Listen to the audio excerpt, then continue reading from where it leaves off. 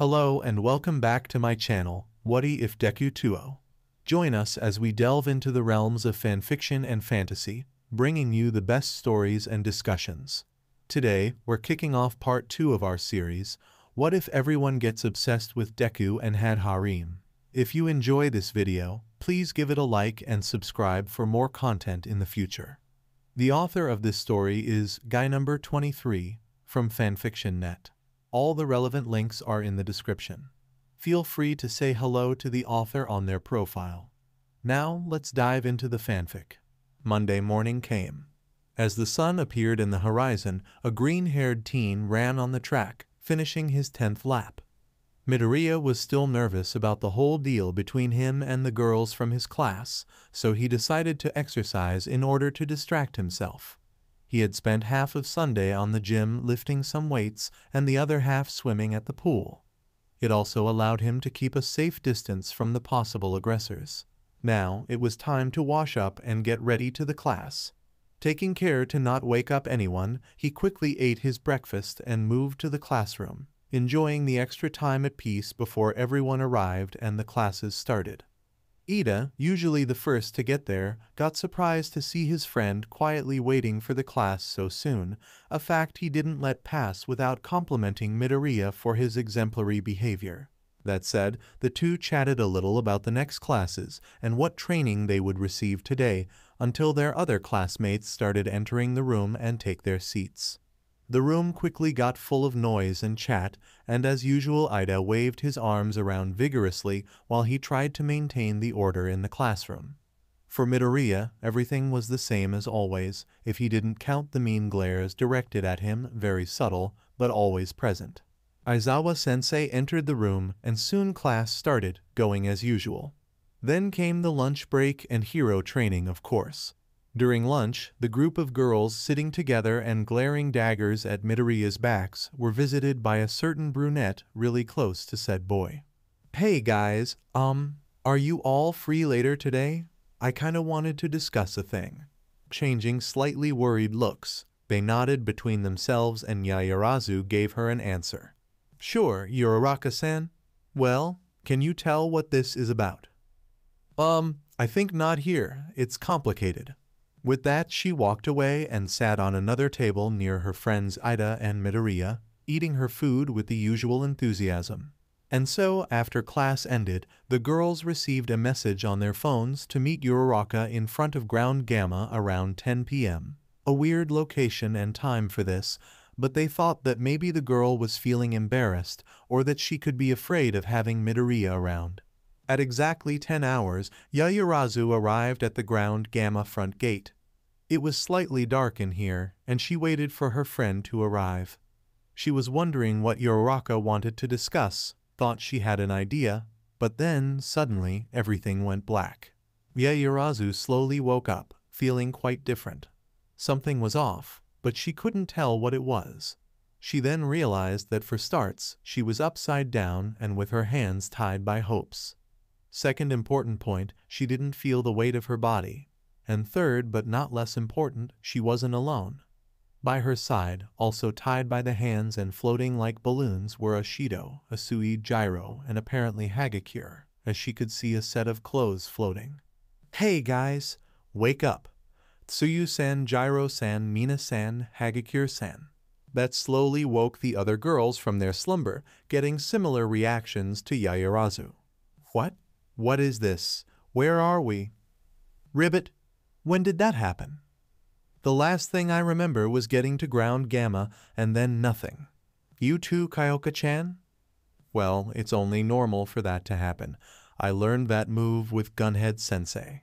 "Uraraka," the Tide girls said in unison as they looked at the Gravity Girl, now looking upside down for them. "Uraraka-san, what is this? Why are we tied up?" "Well, Yaoyorozu-san, I wanted to talk with you guys, but I don't think you'll listen to me, at least on the start." "What? Come on girl, this is silly. Untie us, okay sweetie? New huh, and don't try to melt the ropes Ashido, unless you want to make a trip to space. You are kidding, right? Who knows the extent of the effect of my quirk, right? The brunette had an innocent smile on her face, but her eyes, they were dead serious. Letting out a sigh, Yaoyorozu decided to go with the flow.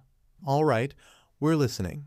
Still smiling, Uraraka calmly walked in front of them, going from a side to another. Where do I start from? Oh, right. Well, you all got to know that me and Deku-kun are dating now. On a harsh way, yes, but that doesn't matter now. As a girlfriend, I should let you know that my dear Deku-kun is feeling really bad because of some things you had said and done. If you are talking about Saturday's game, girl, he had it coming. I understand that you were angry because he saw your underwear Ashido, but isn't melting him with acid too much? Well, yeah, sure. And Gyro-san, he could end deaf. I'm not gonna say I'm sorry. Neither I, Ribbit. Why not, Tsu-chan? Can you tell me why? Ochako-chan, that's not the Ochako I know, Ribbit. I don't know that he did to you, but you have changed. Psi, yeah, he told me you'd say that. Did Midoriya told you to do this? No, Yaoyorozu-san. It was my idea and mine alone. I just wanted you to understand. Understand what? That you are a crazy girl now? Well, in a way, but that's not about me. It's about Deku-kun. He's not a bad person, and you all know it. Ochako-chan, I don't think that he's such a good person after all. At the game, he grabbed my chest. Did you knew that? I'm sure it was an accident. He would never do anything hurt someone, me included. I have a question, Uraraka-san. What is so special about him? What did you see on Midoriya to be this linked with him? But Momo-chan, what's not to like? He's kind, he's always caring. It's so cute when he gets nervous that I feel like I could hug him forever. She giggled while she said that. Uraraka then looked straight at their eyes with a different smile on her lips now. And let's not forget about his beautiful freckles, his green curly hair, his toned and sexy body. That made all the girls go red like Yaoyorozu's hero suit. Oh, don't make those faces, you know what I'm talking about. You all had seen it when you caught us in our, hee-hee, private moment. Why, yeah, so what? What's the big deal? You can deny as much as you want, Ashido-san, but one thing I know for a fact, you want him. What? You all want to know, right? What we did together, how did it felt? You are all curious deep inside, or I'm lying. This is all ridiculous. None of us ever thought about Deku-kun's deck. That's what you want to say, Yaoyorozu-san. Ochako-chan, it doesn't sound like you. I'm seeing you, but I cannot recognize you, Ribbit. Tsu-chan, don't be sad. I'm still myself. It's just another part of me you never got to learn about. Deku-kun didn't make me this way. At least, not on purpose. Ribbit, if you're going to insist, then I guess I can't do anything about it. Thank you, Tsu-chan. But I don't agree with it in the slightest. Comprehensible. Bushido started to move her wrists. Well, you said what you wanted and we heard you. Now, care to undo these ties? Oh, but we're not done yet. Huh? Uraraka walked towards one of the ropes tied on the floor, the one holding Ashido, and pulled it down, bringing Ashido near her. The brunette had a devious smirk on her face, which was very near the pink-skinned girl. You know, I was thinking, no matter how many times I say it, you'll never believe me, unless you see it for yourself. Feel on the skin what I feel when I'm with Deku-kun. I'll pass. No, you won't. Uraraka held Ashido and made the pink girl lay on the ground facing down and sat on top of her. Hey, what's the big idea? Do you know why I went after him? Can any of you imagine why? Uraraka slowly ran her hands over Ashido's butt, making the girl squeak. I was so damn horny, I couldn't hold myself. Holy shit. And not everyone is so thirsty to get into his pee pants like you know? It's because you don't know him like me, but we can fix that. He should be getting here any time now. What? You called him here? Yes, you're all gonna like it, trust me. Just don't get jealous because I'll have him all for myself. Okay, you are definitely out of your mind. Let me go. Nope. Uraraka, let me Uraraka silenced Ashido kind of by sliding her hand under the pink girl's wear, touching her on that place. Slowly but steady, Uraraka explored Ashido with her fingers, making the pinned down teen squeal and moan while she protested against it. The others watched in horror as they saw the scene unfolding in front of them. Ashido-san, I'm not hearing you complaining anymore. Could it be that you're liking it? I'm not, she said between heavy breaths. Uraraka is crazy, and she's making me go crazy too. Ashido-san, look up here. The face you are doing is so adorable. Ashido did her best to resist, but she was burning inside. She felt completely ashamed, but she also felt good. This felt good. Did Uraraka get to feel like this every time she was alone with Midoriya? Oh, I feel so much better. Did I say that out loud? Yes, the voice you are making is adorable too. I wonder what Izuku would think. Izuku? No, not him. He cannot see me like that. SHH, don't worry. He's too nice to think poorly of you, and you know I'm right. No, Uraraka, stop it, please. I think I'll. Okay, that's enough for you. Next.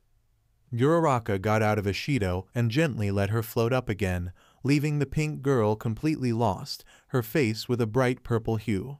Ashido, breathing heavy, looked at Uraraka while the brunette calmly walked to another rope, the one holding Asui. What was that? Oh, I just teased you until you almost reached your limit. No big deal. Why? Why not finish it? Ashido, I would never steal your first time, not even on this. We are friends after all. You have a twisted concept of what a friend is. Don't worry, Yayurazu-san, I'll get to you in time. Uraraka did the same as before, pulling the rope down and sitting on top of Asui, but this time Asui was facing up. The brunette stared at her for a moment before moving her hand, but Asui held it using her tongue. Uraraka got surprised at first, but soon that weird smirk appeared on her lips again. She pulled down Asui's pants and ran her free hand between Asui's legs, immediately earning a squeal from her. She teased the green-haired girl, who tried to move Uraraka, but felt her strength fading as she was being teased. On a moment of distraction, Uraraka managed to pull her tongue more, and then made Asui like her, slightly wet by now. No need to say that the frog girl almost panicked on the act. Wow, Tsu-chan, I never heard of girls that could do it. I'm impressed. Ofako fan, stop if, fleef. Huh? I can't understand what you are saying if your tongue is around my arm. Asui let go of Uraraka's arm, but the gravity girl kept teasing her, sliding her fingers in and out and opening Asui's private places now and then. The frog girl was doing her best not to moan or do any weird sound, but her friend was making her go crazy. Even though Uraraka was doing this to her, Asui still saw her as a friend. She didn't understand the reason of the brunette, but she was sure that she wouldn't harm her. And as much as she hated to admit it, deep down she was kind of enjoying it. Asui never really thought about this kind of thing, but it felt good in a way, but she couldn't accept it. It wasn't right, but Uraraka was doing it. She had been like this with Midoriya for a time now. Midoriya, even now I still see Ochako as a friend. Should I really be mad at him? Her thoughts were interrupted when she felt something different, and that was Uraraka opening her legs and reaching a little bit deeper. This time she couldn't hold her moans and gasps, feeling her legs shake a bit as the brunette kept sliding her fingers in and out. Asui was about to reach her limit, and then Uraraka stopped, again earning a confused and a little expectant look. She got up from the panting and sweating frog girl and slowly let her float again, a huge blush adorning her face and her big eyes slightly unfocused and half open. Uraraka walked to the next rope, the one holding Hagakure. The invisible girl immediately started shaking, trying to break free and pleading for her to stop what she was doing. As she pulled the rope down, Uraraka stared at where should be Hagakure's face, a thought starting to form into her mind. She sat on top of Hagakure's belly and kept looking at the invisible girl until she decided to say something. You won't, tease me? Ooh, someone is eager. I was just wondering what kind of cute face you would make. What kind of ah? Oh, so loud. Your voice is so sweet. No, stop. I don't wanna. Hey, Hagakure-san.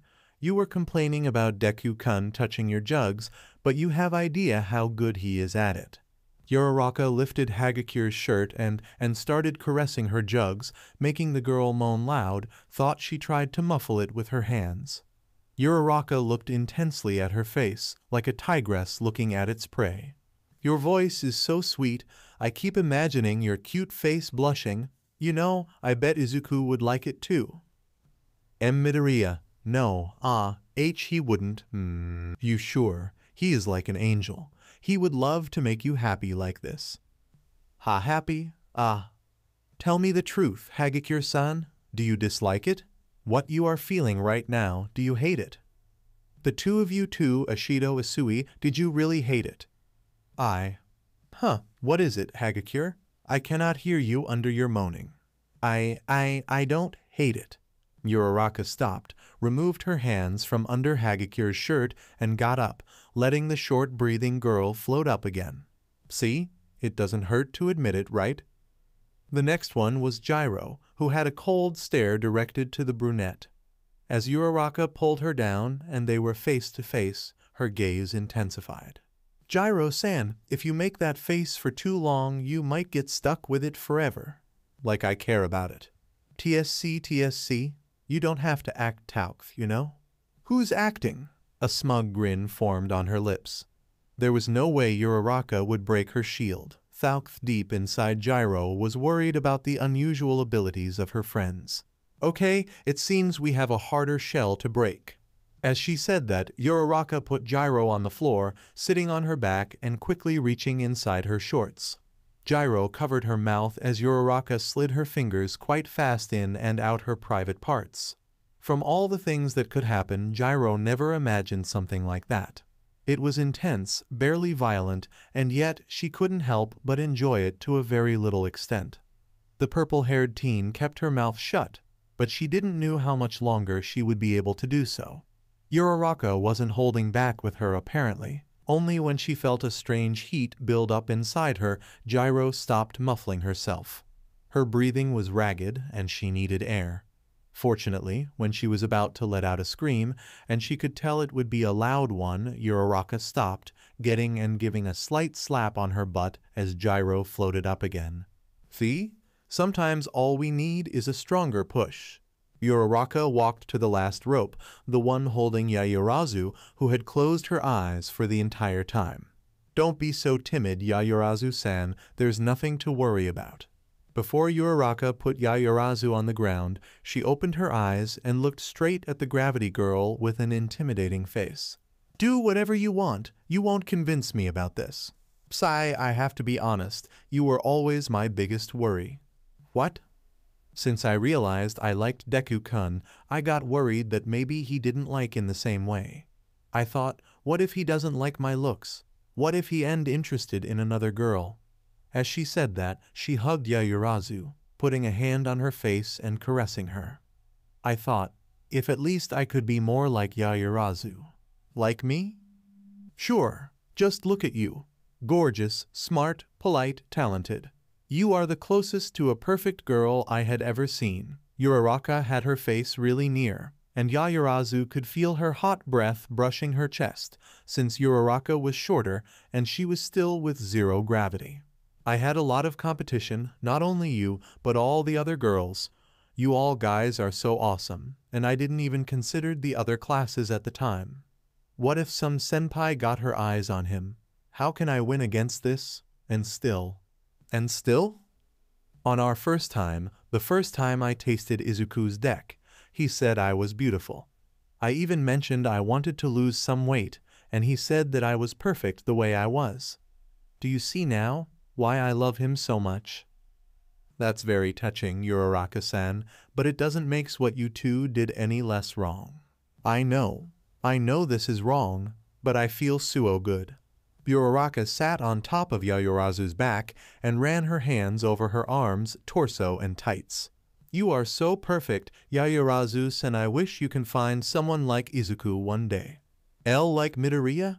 I guess I'll pass. Still mad at him? Did you know that he misses you guys? He misses us. Here. You all had been so mean to him lately, ignoring and trying to beat the life out of him. I think we got out of hand just a little bit.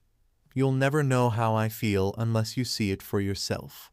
So you decided to show us your point. Well, yes, that, and I wanted to check on something. And that would be? Yaoyorozu-san, are you jealous of me and Deku-kun? What? Of course not, Be sincere with me, we are between friends. I don't like to brag, but Uraraka got close to Yaoyorozu's ear and whispered, I can easily make you came with only my hand. Yaoyorozu had to use all her will to stop herself from moaning, but that threat wasn't an empty one. Uraraka was really breaking her apart, making her body heat up like a furnace.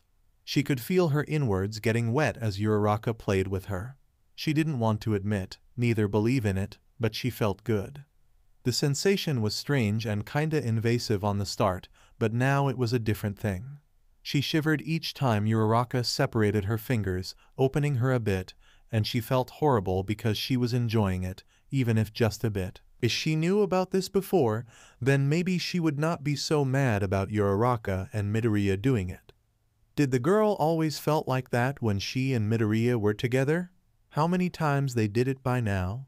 Was Midoriya so good at it that Uraraka simply could not say no? No, stop Momo, even if it feels good, it's still wrong. They can't do it. Midoriya can't do it to her, even if Uraraka likes it. She really likes it. Because of him, or because he's really good at it. If he did that with me, would I feel the same? In her mind, Yaoyorozu started to form an image of Midoriya, replacing Uraraka for the green-haired teen on top of her. How does it feel? How does his fingers feel? His touch? He's really kind, I know. He's a good person. But how about when he's doing it? How is it? Midoriya. Oh, did I hear that moan right? Did you say his name? Yaoyorozu frozen for a second. She got so lost on her thoughts while Uraraka played with her that she ended thinking out loud. But the most shocking part was that she was thinking about Midoriya in a way she never did before. And that thought alone was enough to heat herself up completely, and it only got worse. Ochako, you there? I got your message and oh my god, what happened here? Izuku baby, you finally came. Back at the Alliance Heights, Midoriya was doing some homework when he received a message from Uraraka, telling him to meet her at Ground Gamma, but without mentioning the reason. He wondered why thought. Maybe it had something to do with she and the girls talking. Did she manage to come to terms with them? Well, it would be very nice, but Midoriya didn't really think it would be that easy. Well, there was also the possibility that she wanted to have some time alone with him, and considering the risks of doing that near everyone, he kind of guessed how this would turn out. So he finished his tasks and left to Ground Gamma, searching for the place Uraraka pointed out, and now that he was here, Midoriya couldn't be more surprised.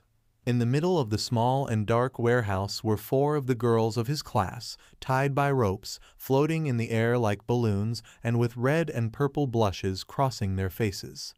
More to the side, a 5th girl pinned down by a 6th one, which happened to be his girlfriend.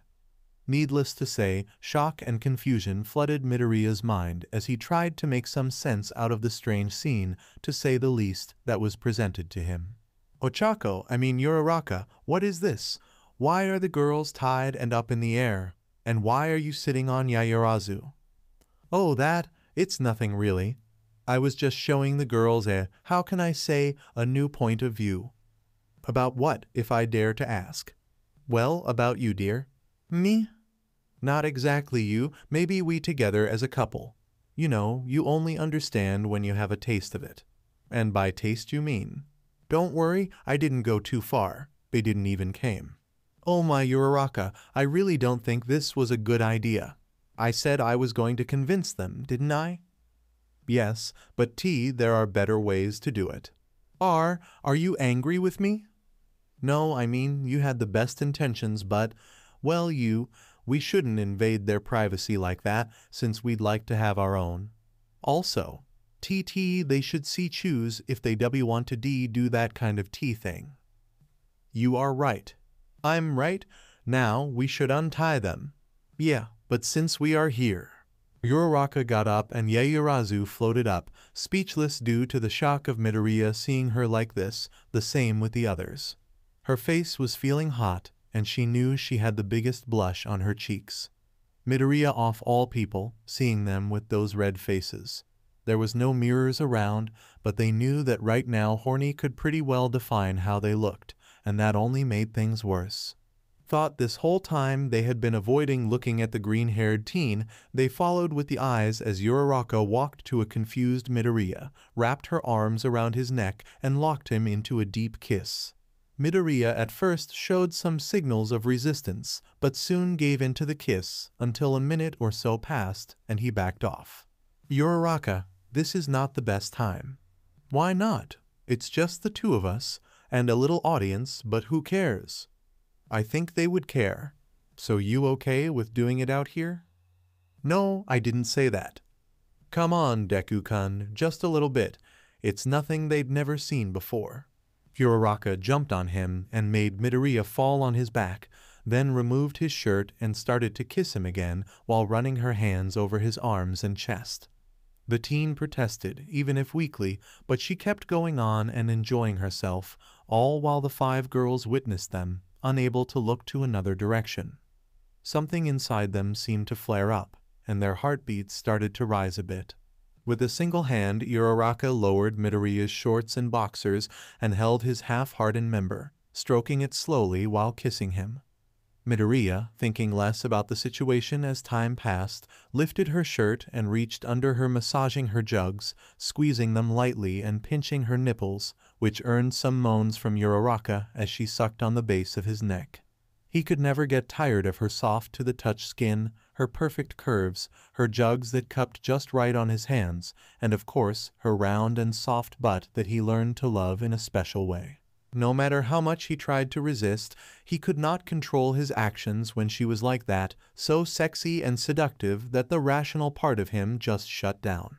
The upside-down girls were now looking at the couple as some other pieces of clothes were tossed away and Uraraka moved to between Midoriya's legs, still playing with his now visible member, and started to L-ike and S-uck the tip of it, while sliding her fingers in and out her private parts. Looking away and ignoring the moans and sounds coming from them proved to be a hard task, if not impossible. That and another considerably important factor that was themselves getting a hot feeling by the minute. Their breathing was becoming heavier and their faces were hot. Another place also felt hot and inconveniently wet, but that wasn't the main focus right now. The girls had their attention locked in the couple in front of them, and a single thought crossed their minds. Was Uraraka enjoying it that much? Once it came to their minds, they immediately shoved it away, but the hot feeling building up inside was still there. Ochako now was S-ucking the entire length of Midoriya's member, making sure to now and then look up at her friends, staring at them with sultry eyes as if she was saying, "You don't know what you're missing." Midoriya also was kind of a show himself. Thought he tried his best to hold his breath and not make much noise. Ochako was just that good at what she was doing, earning a moan of him here and there, which was too something that caught the attention of the spectators. That was too much stimulating. "Ochako, I'm near to." "Oh, let it out, Izuku. They won't believe it." She shoved the entire thing on her mouth as Izuku held her head and moved up and down slightly faster, and then he came, releasing an insane amount of came on Ochako's mouth. She let a lot of it spill out on purpose, but still had a lot to swallow. She sat up and turned to her tied friends with a smile on her face, and then she opened her mouth, sticking her tongue out a bit. That simple move sent shivers and a bit of disgust to the girls' bodies, but aside of that, they were still feeling as hot as before, if not more. Ochako seemed to be happy with the mix of terror and arousal all over her friend's expressions, but she wasn't done yet. A simple hold of Izuku's hand was enough to tell him what happens next, and he didn't waste time saying anything against it like before.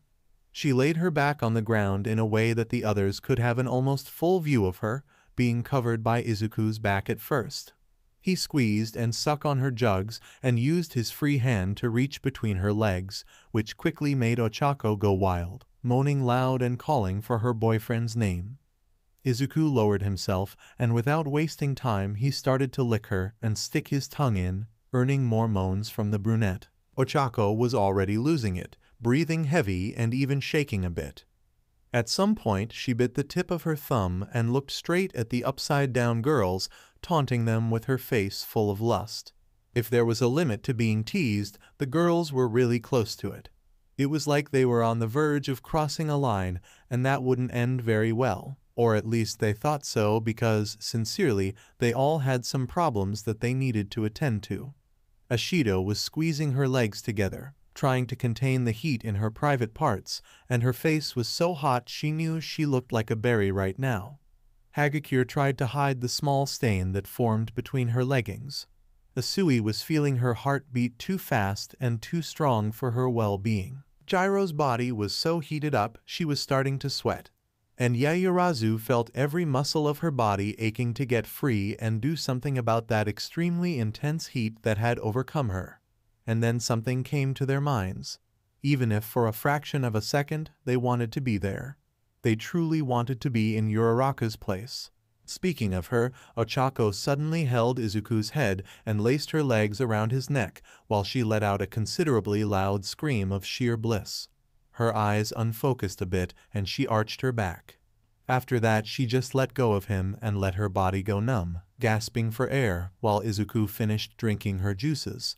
Another minute and the couple got up, trying to clear the most of the mess they made.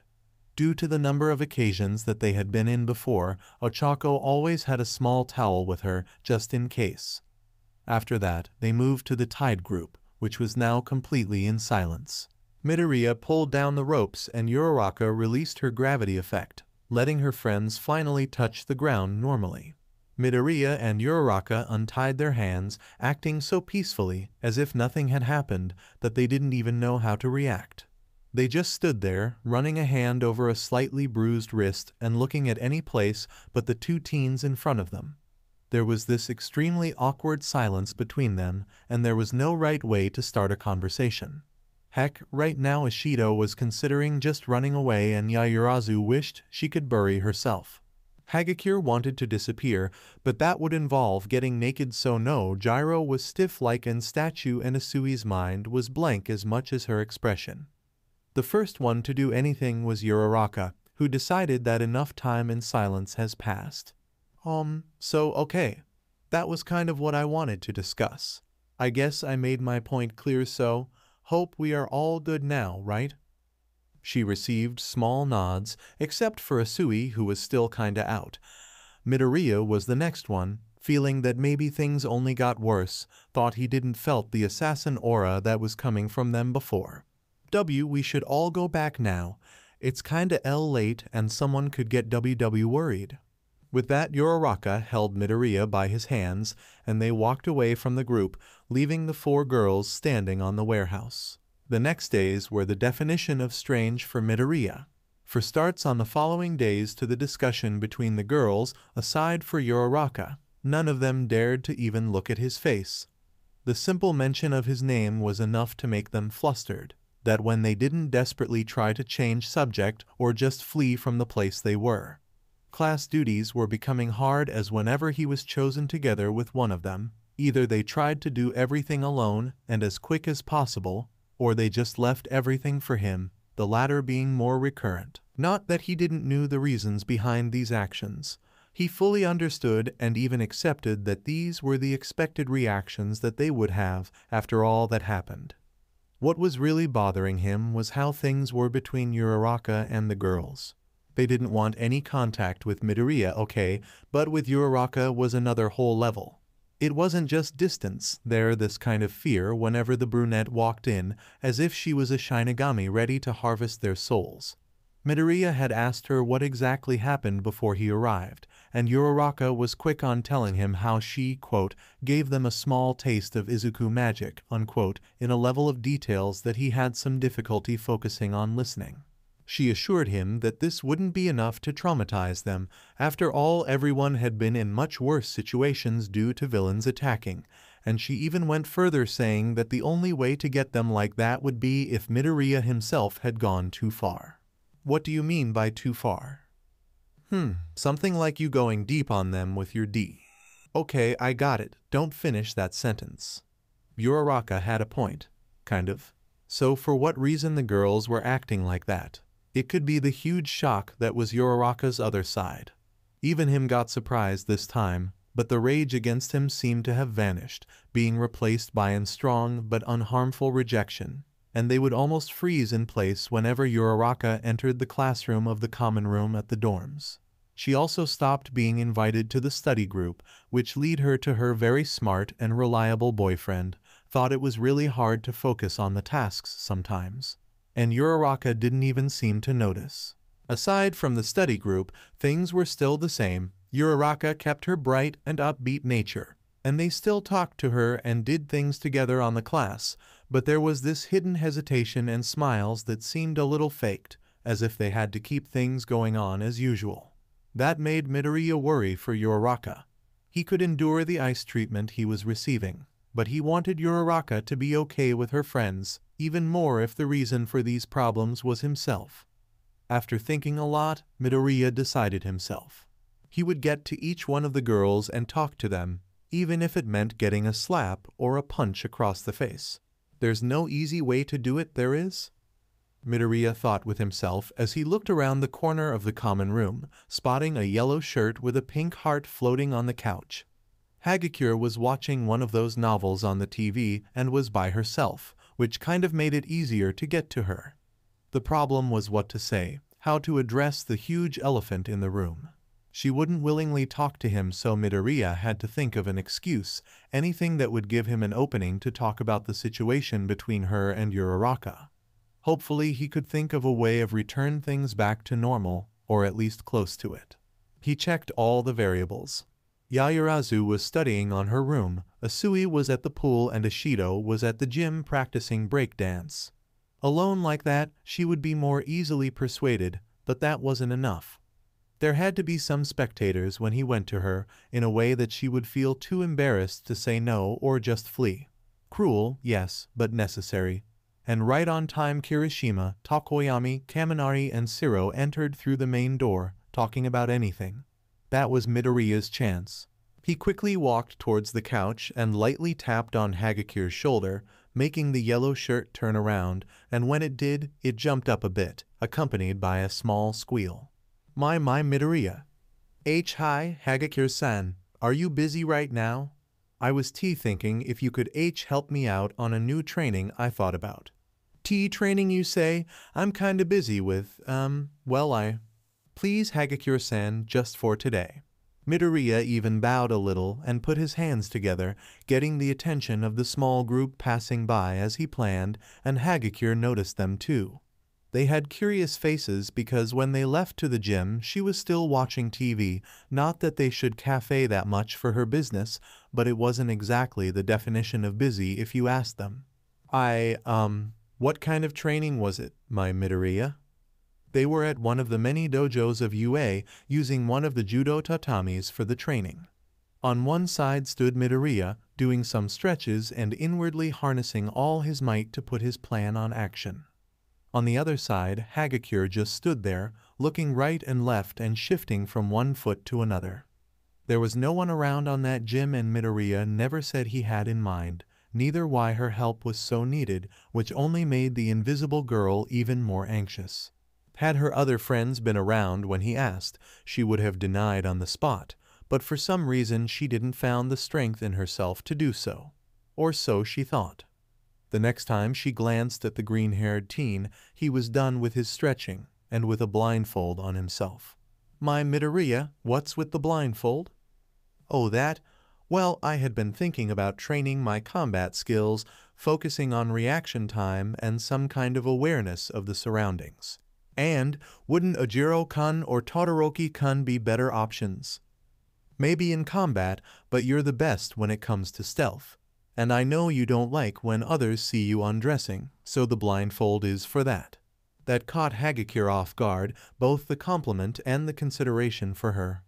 After what had happened, she was sure that Midoriya was a shameless guy with a shy personality as a disguise, which made him somehow even more dangerous than Mainta, but right now that image of him fell down. The young man took a defensive stance and readied himself. "All right, I'm ready. You can hit me from any direction you want, and in whatever way you think of, and I'll try to block. Are you sure about this?" "Yes, no need to hold back." Hagakure slowly started to walk around the boy, her eyes fixed on him as she decided if she should or not play his game. Just one more second and her doubt went flying over the window as she dealt a strong kick to his sides, catching Midoriya completely off guard. He felt the kick and went a step to his left, but quickly recovered and turned around to where he thought Hagakure was. He completely missed her because she was behind him again and gave a quite strong knock on his head. He tried to backhand her, but missed by an entire meter. Seeing the student wonder Midoriya Izuku unable to do a thing against her kind of felt great. Not that Hagakure wanted to be mean to the boy, but she felt so frustrated ultimately, apparently because of the whole teasing deal with Uraraka and the relationship between the two of them. She felt strange because for some reason she couldn't stop thinking that the scene she watched on the other night happened many other times, and she felt bad knowing that, but why? Why would the fact that Midoriya and Uraraka were that intimate bothered her so much? Well, now that she thought more about it, it really bothered her. At first she didn't know what was the feeling, but even now the word didn't seem enough to describe how she felt. Anyway, this could be an opportunity to vent off those frustrations. Midoriya was okay with receiving some people and Ches, and she knew she couldn't hit that hard, plus the guy seemed to be indestructible, so why not? And so, letting herself go with the flow, Hagakure started to strike the green-haired teen with more and more strength and speed, dealing punches and kicks one after another, while circling him to prevent him from blocking exactly what he asked for, right?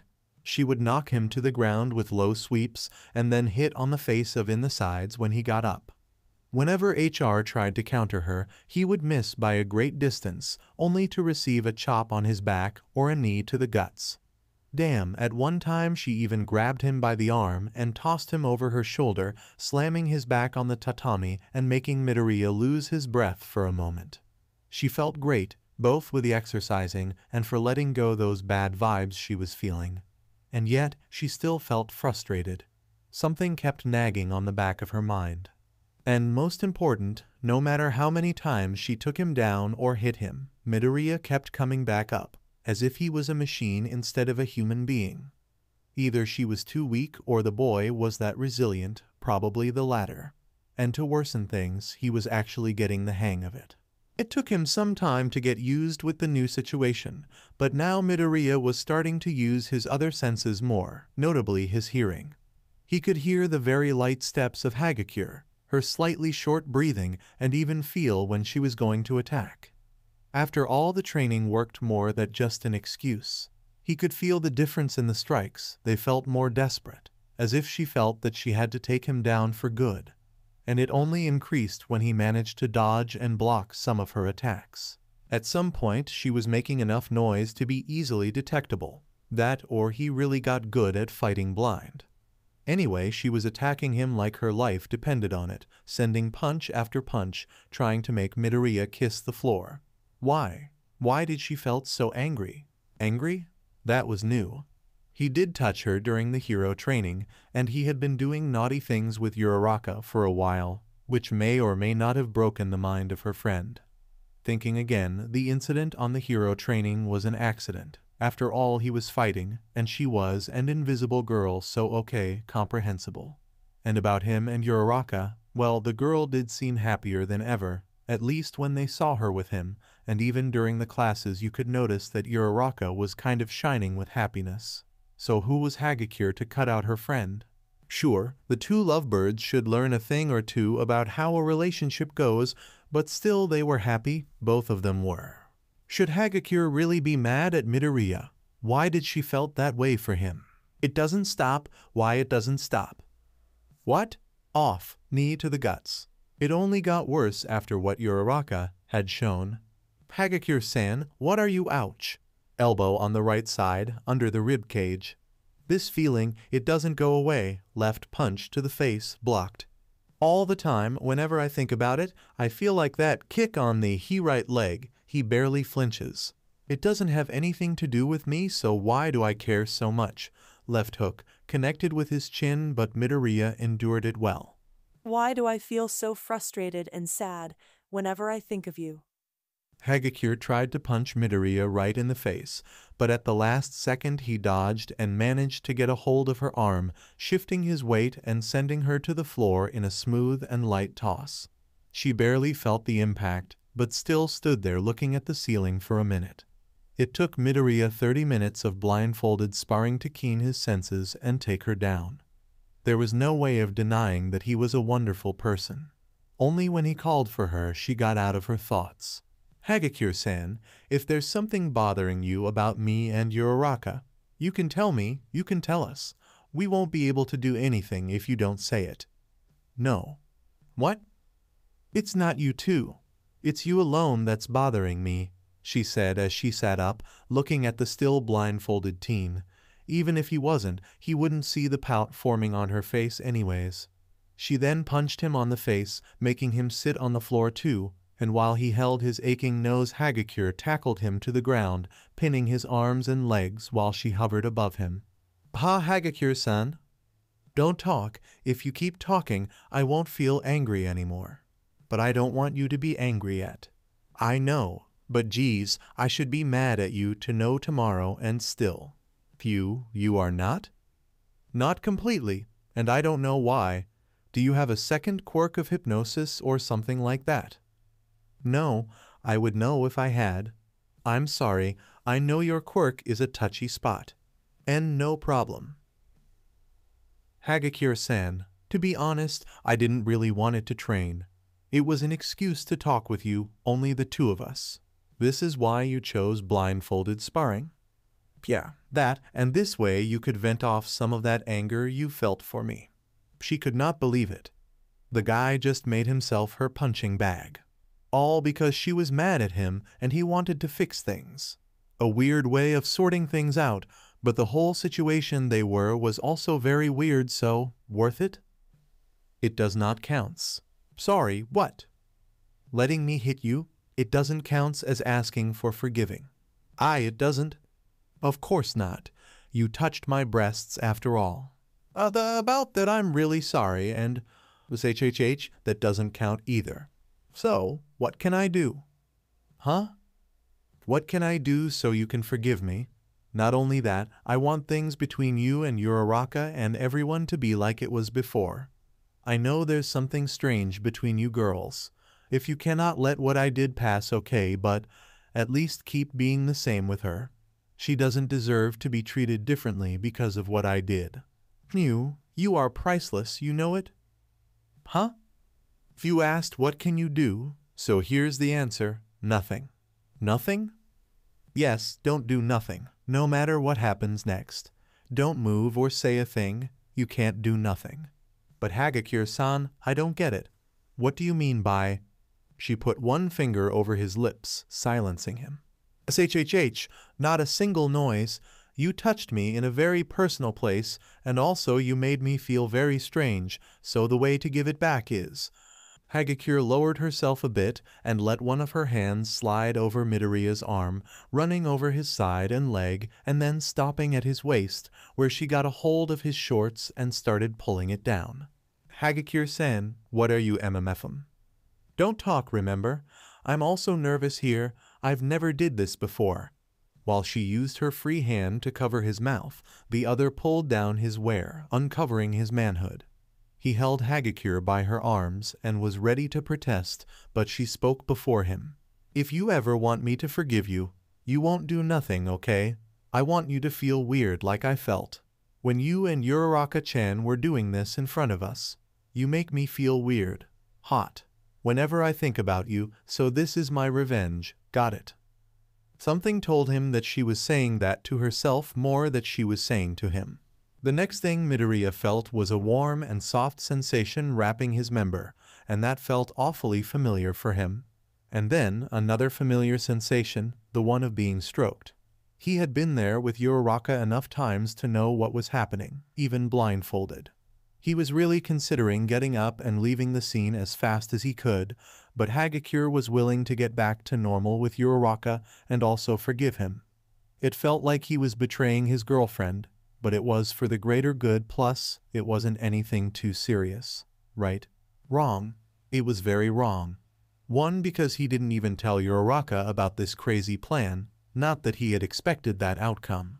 Two, because in the deep of his heart he knew he was enjoying it, and even if he got a liking for it given the many time he and Uraraka had been together, he shouldn't be so easily impressed like that. And three, but not less important, Hagakure was squeezing him way too hard. His eyes were shut tight under the blindfold, and he had to give some taps on her shoulder so she would look at him, since she was really focused down there, for what he could tell. Huh, what is it? She let go of his mouth. Too tight. Let go, let go. Oh, sorry. It's okay, just go easy on. I mean, don't you like it? Hagakure-san. What? You don't need to force yourself in doing this, you know. I'm not forcing myself. I'm not forcing myself. She stopped for a moment in what Midoriya thought to be a pause to think again about what she was doing. He even tried to imagine what kind of expression she made when she was thinking like that. Maybe it was a blank face of maybe she made some kind of deep thought face, furrowing her brows or something like that. And while Midoriya himself got lost on his thoughts, Hagakure returned to Earth and took action. And by action I mean kissing the greenette under her, much to his surprise. She locked him on a deep kiss, cupping his cheeks with both hands so he couldn't turn his head. She stood like that for a whole long minute until she had to breathe again. Hagakure-san, what the hell was that? Don't squeeze. Don't talk then. She lowered herself to near his legs, never letting go of his now hard member. She stared at the huge thing in front of her. How the hell did Uraraka manage to do it? Well, if she could, so could Hagakure. Midoriya was glad he had the blindfold. Even if she was invisible, seeing the set of floating clothes in that position would really turn him on, and he wanted to avoid it, but a warm breath near his private parts gave him the hint that it wouldn't happen. From all the outcomes he had predicted, that one wasn't even close to possible, and yet here he was, alone with the invisible girl, about to do what he thought only Uraraka would do.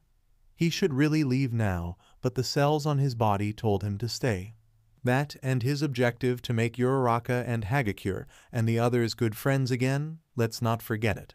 Holding on the base of his member, Hagakure started L-icking the tip of it and then S-ucking it, finding it the weirdest thing in the world. She didn't understand why Uraraka liked it so much, but looking up a bit she found Midoriya's face, his expression of someone who's fighting against himself as if he wanted to believe that he wasn't enjoying it. It was kind of cute, now that she looked better. That put something on her mind. She tried to S-uck some more of his member, and what she earned as an even more adorable face from the boy. She liked it. She didn't like to admit, but she liked the face Midoriya did whenever she S-ucked his member a little bit harder, the sound of him trying to restrain himself from moaning. It was really adorable, and she loved adorable things. Love, right? It's not that, right? I mean, looking at him like that, it's surely the most adorable face I'd ever seen, but love him? I guess not. Maybe. Probably.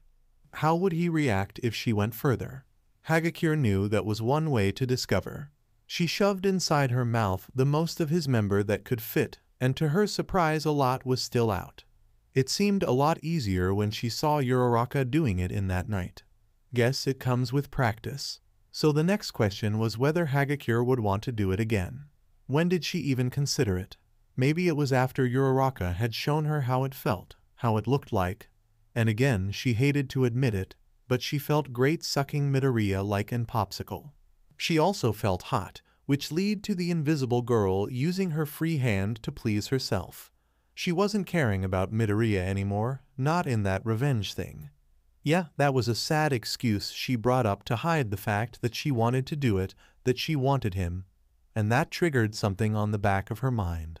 If she wanted him that bad, and knowing that he and Uraraka had done this before many times made her feel sad, it meant that she at least liked him. That said, she couldn't stop thinking over the nights about Midoriya doing to her what she saw him do to Uraraka on that night. In a strange effort, she tried to imagine any other person, be it from her class or from the novels she watched, even some really popular heroes among the girls, and none of them seemed to fit. She really wanted Midoriya to take her. So the sad feeling she had was jealous, and what she felt for the boy was love, and right now she was aroused enough so that made sense on her head. Accepting it made things clearer and easier to deal with, so she might as well admit that she liked to suck him, and that she loved these adorable faces he made while she did so. Hagakure-san, I don't know how long you want to go, but I'm about to gasp. It means he's on his limit, right? So soon there will be this huge load of that white sticky thing. Well, if Uraraka got this, I can too. Hagakure sped up a bit as sucking harder and going deeper on his member to the point where Midoriya couldn't hold more and released his seed inside her mouth. The sudden burst got her by surprise and she ended choking a bit, letting most of it splash on her face. By unknown forces, Midoriya found strength in himself to remove the blindfold, panting a bit, and looked down at where should be Hagakure, only to find what would be her face covered with his semen. Not only that, she was wiping the white stuff from her face and licking it from her fingers, at least from what he could tell. And to make things even better, she liked what had spilled over his still hard member. After that, she pulled his pants and shorts up again and sat on top of him, allowing Midoriya to notice a slightly wet sensation above his abs. On a closer look, lifting the blindfold a little, there was a dark stain between the legs of Hagakure's yellow leggings. He was speechless for a long time, until he decided to say anything that came to his mind so he could break the awkward silence. So, are you done? Oh, yeah, sure. For now, I guess. Does that mean what I think it means? I hope so. About you and Uraraka. It's okay, we're good. I was just kinda afraid that she would, drive me crazy again. Yeah, she's kinda scary when she wants to. And what about you? Huh? Me? Did you like it? Well, please be honest. You don't need to compare me to her, I just wanted to know. Why, yes, it felt great, I guess. So I can do it again, right? What? I don't think so. Why not? Doesn't Uraraka gets to suck your member whenever she wants? Yes, I mean no. Not all the time, but she's my girlfriend. And you are not? Good point. But we could keep that a secret. For what reason? The reason is that I love you, Midoriya. You what? I love you, really, and you make me feel hot too. I what? I didn't get it at first, but now I'm sure. I can't stop thinking about you, and when I do, I get so wet. Hagakure-san, we don't go around saying those things so careless. The love part or the wet part? Both of them. Well, it can't be helped thought you already won me over. What? I hope you can like me over on the next time. Next time? Are you serious? I'm damn serious.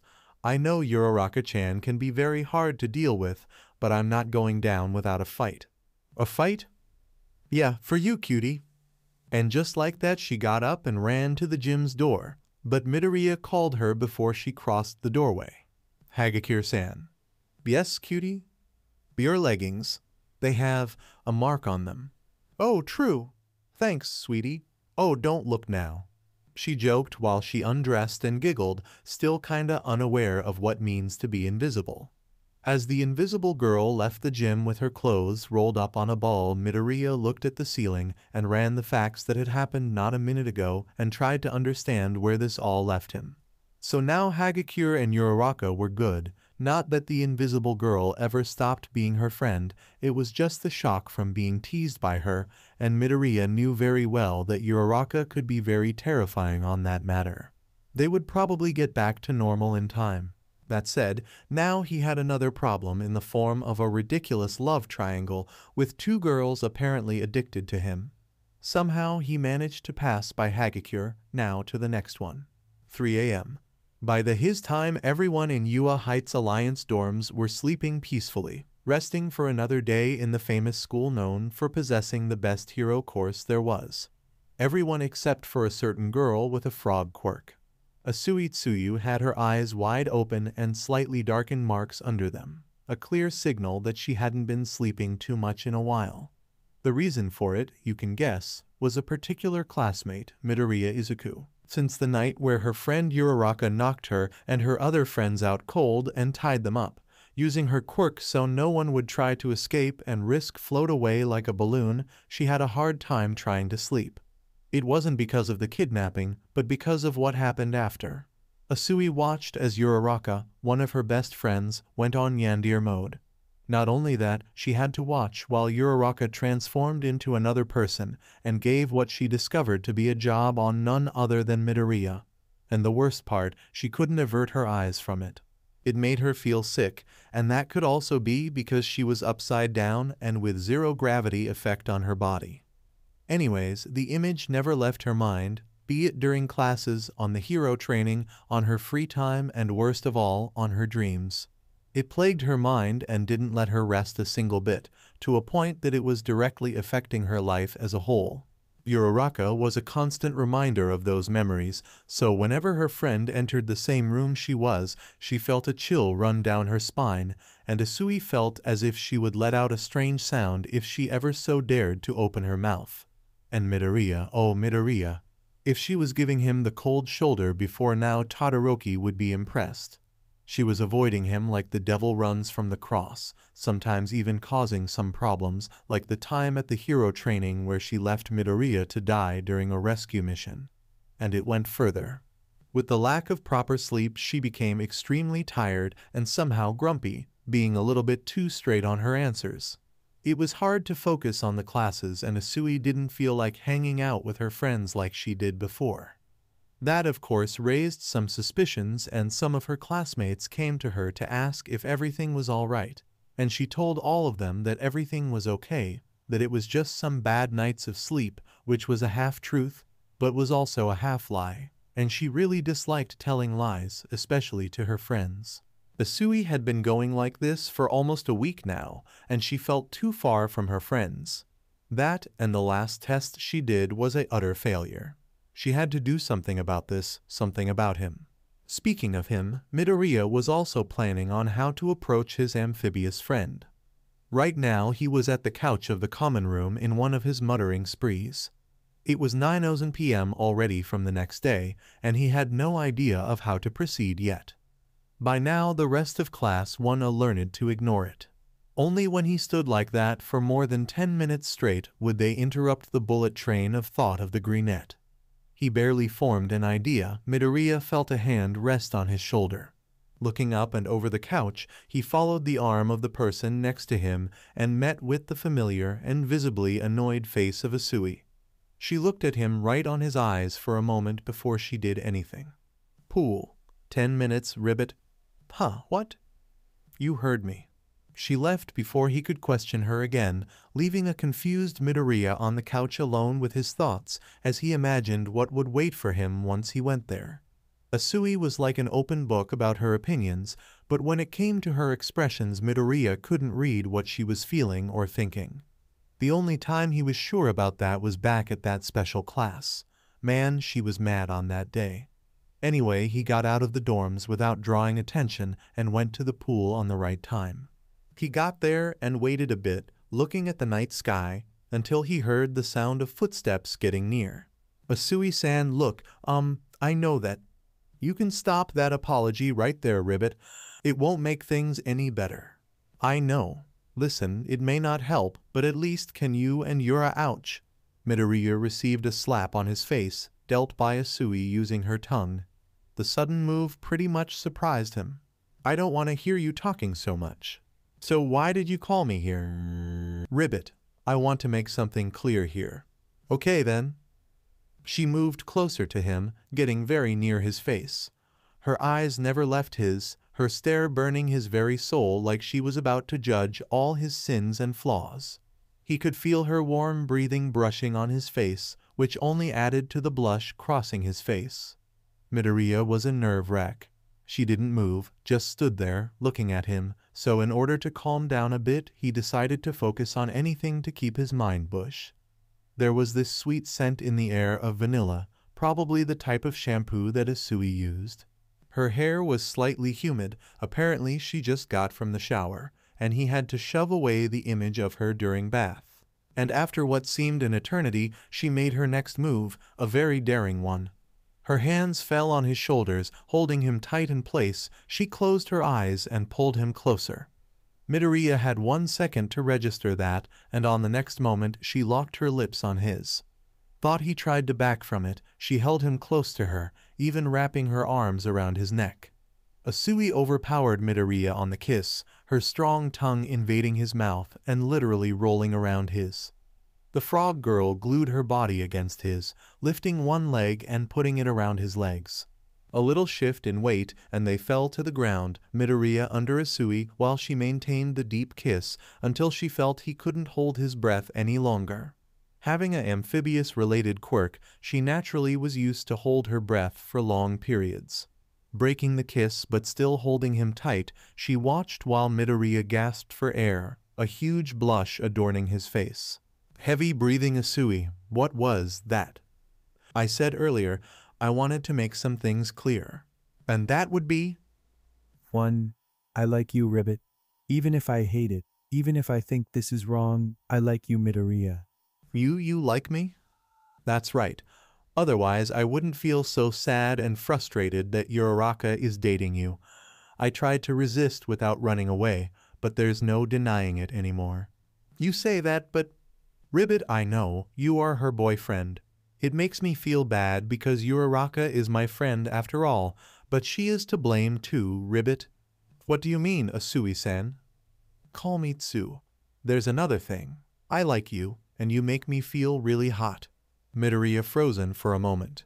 Had he heard that last part right? When you say hot, you mean? That I want you between my legs. Oh, that kind of hot. After that night, I didn't get 10 minutes of decent sleep because I kept thinking about you, Ribbit. Knowing that you and Uraraka do that all the time, you should take responsibility. What? Why should I? What responsibility? You turn me on like that, so you have to do something about it. Isui-san, you are not thinking clearly. Let's talk more about that and... I think you didn't get it. You are going to take me. A very quick and slick hand got a hold of Midoriya's member, squeezing it a little and earning a squeak from the green-haired teen. Also, it's Tsu, remember? Midoriya couldn't move at all. Tsuyu wrapped her legs around his and her other arm was locked around his body. There was little to no space for him, and the fact that she was touching him on rather delicate place was very aggravating. His mind was racing as usual, going from the technical betrayal of his girlfriend to the reasons behind the actions of Tsuyu, then back to basic panic of being that intimate to a girl. And only then he noticed something weird, as in weird even in this situation. His body was slowly getting numb, he felt a little tingling here and there, and his strength washed away bit by bit. The reason for that he discovered when he noticed a very subtle but still present smile on Tsuyu's lips. She let go of her vice grip on him and then just hovered over him, her hand never leaving from his underwear. Her usual blank expression gave place to one that was still kinda blank, but much more readable in comparison. Midoriya could see a blush growing on her cheeks and her eyes were slightly closed, the face of one endeared with something. You seem to have noticed, Ribbit. I can't move at all. That's right. The toxin I have can be secreted by my skin, and you know it's not very strong, but it causes a little tingling and numbness with the right amount. It's easier to get more of it if my skin is humid. Oh, so that's why you took a shower before getting here. Wait, I shouldn't be impressed right now. Ribbit, Ribbit, you are so cute when you get nervous. I have been hearing that lately. I bet you have, Midoriya. What, Tsu-san? I'm really wet right now. And why are you telling me this? You can clean me, right? Like you do with Uraraka. Well, you see, this is a thing between the two of us. but she didn't think twice before showing off to us the other night. I know, but we only do that with each other. You never did that to anyone else. No, I have not. Not even once another girl. No. Midoriya. What? You are lying. The young man didn't manage to hold his embarrassment, looking anywhere but to the frog girl on top of him. The fact that she somehow read his mind was a bad sign, and he was glad that she didn't mention any names, otherwise he was sure Tsuyu would discover about the other day and Hagakure's unusual confession. Speaking of weird confessions, Tsuyu didn't fall behind on that point, going to the extent of paralyzing Midoriya with a light toxin. What's next? Would Mina hang him over a pool of acid, or maybe Yaoyorozu was just waiting to lock him in a cell or something? Honestly, neither Midoriya or myself could know that. I won't ask names because I don't care that much. Midoriya, I really wish you can enjoy as much as I do. From his position, Midoriya watched as Tsuyu removed her clothes and turned around, giving him a full view of her rear. She lowered his sweatpants, exposing his already erect member, staring at it for a very embarrassing minute, at least for Midoriya, and then looked back at him with a nervous smile on her lips and a finger on her chin. It's bigger when I look closer at it. Could you not look at all? Don't be so shy, Ribbit. Tsuyu lowered herself, getting really near the huge thing and also making Midoriya almost kiss her down there. She was nervous and expectant, being completely new to that kind of thing, but it only took her a small warm breath from Midoriya and she made her mind, liking the tip of his member and soon after rolling her tongue around it. The eyes of Midoriya went wide as he never felt that sensation before. It was completely different from what Uraraka did and even more surprising than when it was Hagakure, being blinded and all. He could feel Tsuyu sliding her tongue up and down around his member, gently squeezing it sometimes while she wrapped up the entire thing. It was extremely hard not to focus on her when he couldn't feel his whole body at all. Plus her private parts was right over his face, visibly soaked, to the point that her juices were almost dripping over him. But forget about that, because on the moment Midoriya opened his mouth to say literally anything shocking enough to make the girl let go of his member, Tsuyu just sat on him, shoving herself on his mouth and almost making him have a heart attack. As for the frog girl, she let out a loud moan as she felt his lips touch her private part. Midoriya was on a tight spot, having Tsuyu all over him. She didn't seem like she would move so soon, and he couldn't move either due to the toxin. Plus, once again he found himself liking the feeling too much. He tried everything to restrain himself, thinking of anything that would cut out his boiling libido, but to no avail. Not even the mental image of Recovery Girl on a swimsuit had effect over his hard-on, thought now he wanted to puke. He tried to empty his mind of all thoughts, choosing to focus on Uraraka, like a good boyfriend would do. Yes, she would be very mad and disappointed if she knew that this was happening, and imagining her sad broke his heart into pieces. Turns out that he remembered of her naked, and that only added to the hard-on. If his arms were working now, Midoriya would punch himself. Tsuyu moaned lightly from sliding her over his shut-tight mouth, and kept his ucking and iking his member, without signal of ever letting go. So Midoriya came to a conclusion. The only way to get out of this was to play her game. She wanted to do the same as Uraraka, so she better prepare herself for what the brunette gains too. Stealing his will and asking Uraraka a billion forgivings, Midoriya lightly licked Tsuyu, making the girl stop what she was doing for a second, while she felt a shiver run across her entire body. The move surprised her as she didn't know the sensation, and it only got better as he kept licking and nibbling her folds. Her moans increased and she shook sometimes. If he could see her face right now, Midoriya would see a huge blush forming, her mouth ajar in a goofy smile and her eyes rolling up a bit. Her breathing was heavy and felt jolts of electricity run across her body. Tsuyu refocused on her previous task, determined to give Midoriya the best treatment she could. She shoved his entire member inside her mouth, gagging a bit from the size of the thing, and wrapped the base of it with her tongue while she sucked with increasing speed. Midoriya was having a hard time holding back now. He thought that if he managed to make her come before him, she would just leave him, but damn, she got the hang of this. The only thing keeping his mind from going blank was, ironically, her pussy, which he was licking furiously, trying to reach as deep as he could. He hated to admit, but he was enjoying it, the taste of her juices and the unique feeling of her tongue around his member, but Midoriya was focused on his task. As soon as she reached her limit, he would be pretty much free, aside from the fact that he would need to wait for the toxin's effect to wear off. The problem was that he was also reaching his limit. What's up with all those girls? Whenever they start it, I feel like I'm going to lose my mind. Focus, Izuku. Ochako-chan, I get it. You have an amazing boy. All for yourself. I've never felt like this before. I think I'm close to. Tsuyu sped up her pace, determined to make Midoriya came together with her. She felt her mind going more and more fuzzy, so she was almost there. But she didn't know about Midoriya. Little did she know that he was at the same place she was. The green-haired couple couldn't hold any longer. Midoriya felt Tsuyu's legs twitch, and then she latched her legs around his head. At the same time, Tsuyu brought her lips to the base of his member and gave a final suck, and then the two of them came. She wasn't near as ready to the huge load that exploded in her mouth, spilling all over the place and getting stuck on her throat, which forced her to back off. Midoriya got some of her juices, but the different position made things harder, and he ended with a face completely wet from it. Breathing heavily, Tsuyu turned around to face him, her face and chest covered with some white stuff, and laid on top of him, locking Midoriya on another deep kiss and tasting the mix inside their mouths. It was different, but she could definitely get used to it. She could get used to having Midoriya like this too. After breaking the kiss, leaving a thick trail between them, she looked at the flustered face of Midoriya again, and with a warm smile, nuzzled on his chest, croaking while she snuggled in. Ribbit Midoriya, I have never felt like this before. Really? Yeah, I mean both in love and horny. Oh!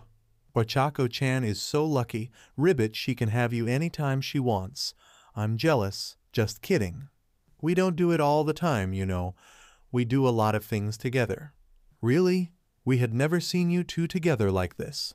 Well, we decided to not tell you guys yet, but we hang out to see movies when no one is around. We go to the rooftop at night when the sky is clear, and we help each other with the homework. We didn't call her to the study group anymore. Yeah, about that. In fact, I wanted to talk with you about this, but you acted faster. Listen, even if you still hate me, please keep friends with her. You don't need to ignore her because of me.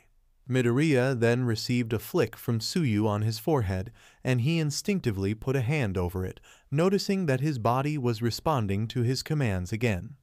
He then focused again on the girl on top of him. Didn't you hear it? I said I love you, didn't I? Plus, Ochako-chan will always be one of my best friends, no matter what, which is why I feel bad for doing things behind her back with her boyfriend, Ribbit. Yeah, don't even tell me. Now, there are two things that I have to explain. You're not going to tell her, are you? I have to. It would be wrong to hide it from her. But, if you tell, then we won't be able to be together again. Wait, Asuitsu-san, this was a one-time only, and that alone is already bad. I want you to take responsibility. Huh? Over me? You make me feel horny, so you have to take care of me. No one else will do, I'm sure of it. I cannot just do that. But you have to. And if possible, I'd like to skip the part where I use my toxin, okay? But A quick peck on his lips silenced the teen. She got up, looking at the mess all over her face. Tsuyu wiped it with her fingers and licked them, and the shirt she washed on a tap near the pool. Luckily, there were some spare towels on the locker rooms.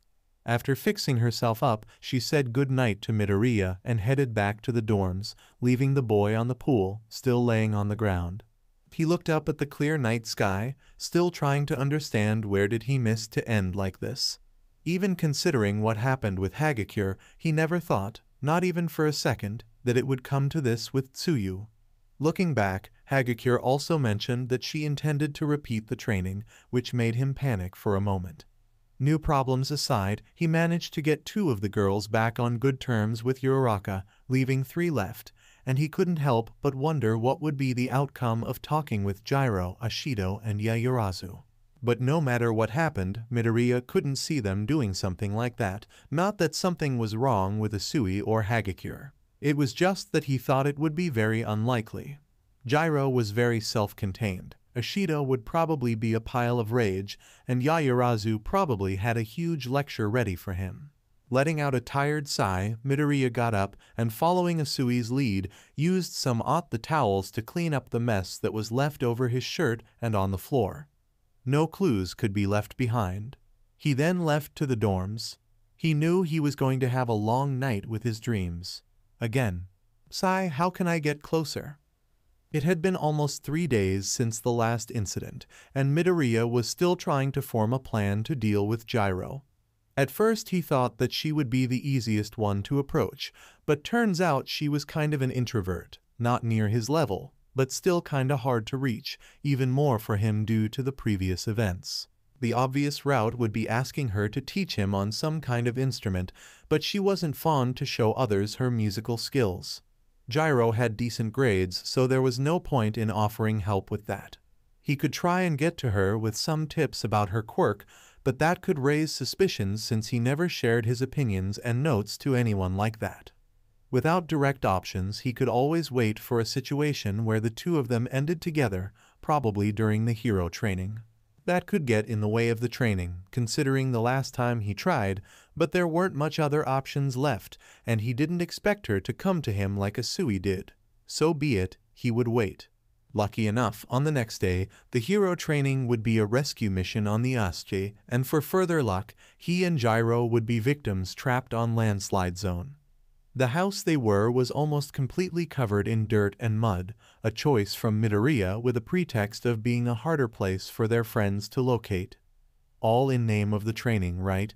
But in reality the place was secluded and allowed much privacy, and he hoped that the few minutes together with Jiraiya would be enough to solve the problem.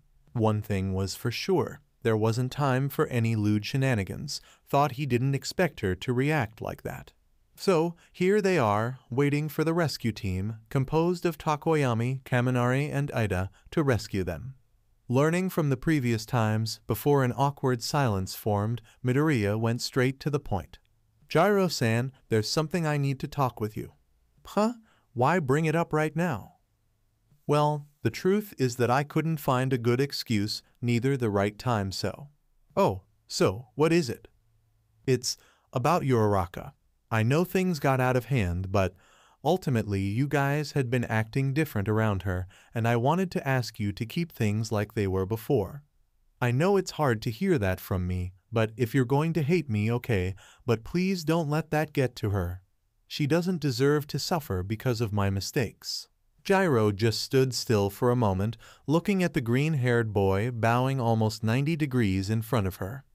Surprise was just the first of the many things she was feeling right now. Midoriya, I didn't want to keep Uraraka away, at least not on purpose. Had I really been acting like that? How did you notice? Well, of course you would notice. Jiraiya sat on top of a chunk of concrete, fiddling with her right earphone jack while she looked at the floor. She actually felt very wary whenever the brunette in question was around, and thought she didn't want to. She maintained a safe distance from Uraraka. After all, she got completely surprised knowing her so divergent other side. Then again, she never really was that close to Uraraka, and even Asui, the closest to her besides Ida and Midoriya himself, got really off guard. Jiraiya just didn't know how to react. That and other thoughts that plagued her mind. She looked up at the green-haired teen still bowing at a straight angle, and could not help but tilt her head to the side while a small smile formed on her lips. Uraraka was right, he wouldn't harm a fly if it wasn't a villain. Hey Midoriya, don't worry, okay? You don't have to apologize, after all it was us that ended ignoring her. We should not have stuck our noses where they didn't belong. Midoriya straightened his back and looked at her with bright eyes and a shiny smile plastered on his face. Really? That's really good. Not only that, I guess I should say I'm sorry to you too. What? No, Jiraiya-san, you don't need to. I want to, and yes, I need. What happens between the two of you doesn't concern to me, so I can't tell you what to do. You just wanted the best for Uraraka, I'm sure of it. I guess so. Gyro looked at the floor again, contemplating the thoughts that had been on her mind for a while now. Now that Midoriya told her his side of the events, she couldn't help but think again about that night when Uraraka got to them. She was desperate to show them that Midoriya wasn't a bad person and that her actions were by her will alone.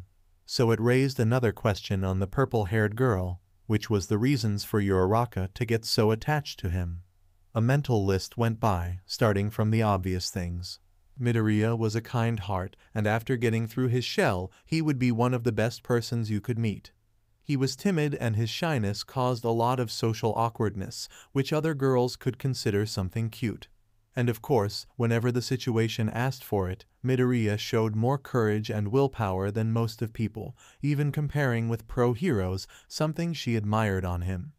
That all said, there was some kind of charm on his freckles and unruly curly green hair. And the last details about the boy, courtesy of Uraraka, exposing her boyfriend material for everyone, Midoriya was ripped, not to mention another very flashy aspect. This made Gyro's mind wander about a certain topic that always bothered her, even when she entered in Class 1A. Against her best judgment, maybe this green-haired cinnamon roll of sunshine could help her. But before she could voice that daring question, the two teens heard a voice coming from above them. Apparently, the hero team managed to found them, much earlier than Midoriya expected, which was why he was so glad that he managed to talk with Gyro and sort things out. Even more because there were no surprises this time. All he had to do on the next times was just going straight to the point like right now, and after solving this he would deal with his unexpected affairs. Don't worry, citizens, stay calm and in order. We, the heroes, are going to get you out of danger. Ida's shouts were muffled by the layers of dirt and debris above them, and Gyro and Midoriya couldn't help but laugh lightly at the over-professional acting of the class rep. Midoriya could make the scene developing above, with Takoyami using dark shadow to remove the debris and dirt, while Ida waved his arms around like a robot, coordinating the team. In a matter of minutes, Kaminari showed up at the doorway of the room they were, using his quirk as lantern to light the way. As they got out of the place, Ida made the procedures on checking their health and mental state, making sure that the victims stood tranquilized, and then carried them on his back, one by one, to the point where should be the hospital, finishing the simulation with a record time of 15 minutes. On the way back, while carrying Midoriya, he could help but notice the slight different expression on his friend's face. You seem much less stressed than lately. Something happened, Midoriya? Letting a smile form into his face, he replied to his running friend. Not much. I just feel that a weight was lifted from my shoulders. I see. Well, it sure is good to hear it. Inwardly, Midoriya was really happy and relieved to know that Gyro had not only got back in terms with Uraraka, but also forgiven him for the misunderstandings that happened. Soon enough everything would be just like it was, with the addition that he now had a girlfriend. Yeah, that's right, they could bring it to the class after these problems were solved. There was no point in hiding it since so many people already knew. Midoriya thought that even with the ice-cold treatment, the girls were very nice, not telling everyone about he and Uraraka, thought they kind of said that it was more because of her. What matters is the intent, right? Well then, after the end of class, Gyro quickly came to Midoriya, grabbing him by the sleeve of his training suit and making the boy turn around. Midoriya, can you meet me at my room after dinner? There's something I need to speak with you. Sure, but it has to be in your R room. It's something kinda personal. Never mind, forget I said it. No, wait, after dinner, right? The slightly nervous girl nodded in silence, confirming her meet with him later. Midoriya nodded back and headed to the boys' locker room to take a shower and change clothes. The afternoon went on and soon the moon appeared in the sky, bringing with her the dark colors of the night and many bright stars. Right now Midoriya stood in front of Gyro's room door, frozen like a statue as he summoned the courage to keep going ahead on this. The fact that Gyro asked for him to come here made him nervous, one because it was a girl's room, and they would be alone, which lead to 2, a sick feeling of replay, thought he didn't dare to think if Gyro would have the slightest of interest in him in other ways besides a friend and a classmate. There was enough things on his mind right now, besides, there was no way it could happen, right? Yeah. From inside the room, Gyro got startled as she heard the knocking on her door. After some seconds she heard the voice of Midoriya, even though she already knew it was him. She got up from her bed where she had been sitting since dinner ended. She rushed upstairs and went to brush her teeth, for reasons not very clear to her. After that she had been just waiting until the greenette showed up. As time passed she became nervous that he would not come, but she shrugged away the feeling. After all, we are talking about Midoriya. Before opening the door, she felt the urge to run her hands on her hair and fix any possible rebel strands. Her hand shook a bit as she held the knob, but she steeled her nerves and made the most normal face she could as she opened it, having a full view of a visibly tensed Midoriya. She let him in and closed the door behind her, taking a second to glance at the corridor, just to check on any possible witnesses. She turned back to the young pile of nerves that she called Midoriya, standing still the middle of her room as he found the carpet and the curtains a lot interesting. Gyro walked to him and put a hand on his shoulder, feeling the boy jump a bit, and made him sit beside her on her bed. There was an awkward half-minute of silence before Midoriya tried to start a conversation. "So, Gyro-san, you wanted to ask me something?" He decided to end it as soon as possible, so both of them could get out of that awkward situation. She hesitated a bit before she decided to speak. "Well, yes, it's more like a favor." "Well, if I can be useful, I'm more than happy to help." "Please don't say it." "So, it has something to do with school or—" Gyro got up, breaking his sentence, moved to her door and locked it, then turned back, looking Midoriya in the eyes for a moment before she came back and sat on his side again, looking at the black and white chess carpet while resting her hands on her knees. On her mind, she shook away all doubt and decided to just be as straight and honest as possible with the boy at her side. Her face shot up and her eyes locked into his again. Her hands moved and held his, throwing Midoriya in a confused and flustered state. "Midoriya, I want to ask you something, and you have to promise you will be completely honest." Oh, okay, Gyro-san. You also can't go back after that." "All right." "Midoriya, do you think I am sexy?" Gyro just stared at the green-haired teen who had a blank expression. After what she supposed was his brain resetting, his eyes focused again, and she waited for her answer. "Gyro-san, just to be sure, did you ask if I think you are as sexy?" "Yes. I don't know what to say. Midoriya, just be honest with me. You promised, remember?" "Why, yes, but I cannot just answer a question like that so easily." "Why not? Is it that hard to see me in that way?" Gyro looked really down now. She let go of his hands, her eyes staring at the ground and bed sheets again. Upon seeing this, Midoriya's instincts kicked in, and he put his hands on her shoulders. Like when she asked him earlier, he acted without thinking, wanting to help his friend with whatever problem she had. It was just his nature to help others. Now, with Gyro lifting her head again and looking at him with expectant eyes, he had to say something, but he could not afford to say anything because he could end hurting her.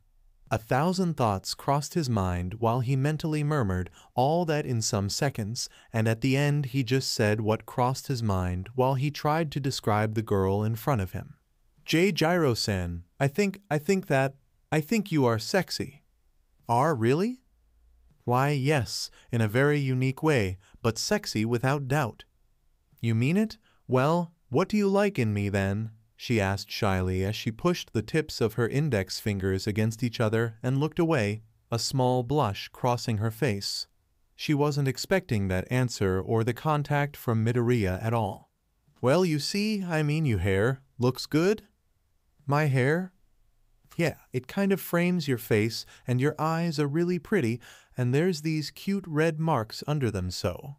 "Well, thank you, Midoriya. That's really nice of you to say. But isn't there something else that, catches your attention?" Catches my attention? Your earphone jacks? Yeah, I'm sure they do, but isn't there anything that turns you on? Midoriya froze in place. Just when he thought he managed to get out of this touchy subject, she dragged him back. Why did she even came up with that? What could possibly make her think that he would be a good reference on that topic? Gyro-san, why are you, asking me this?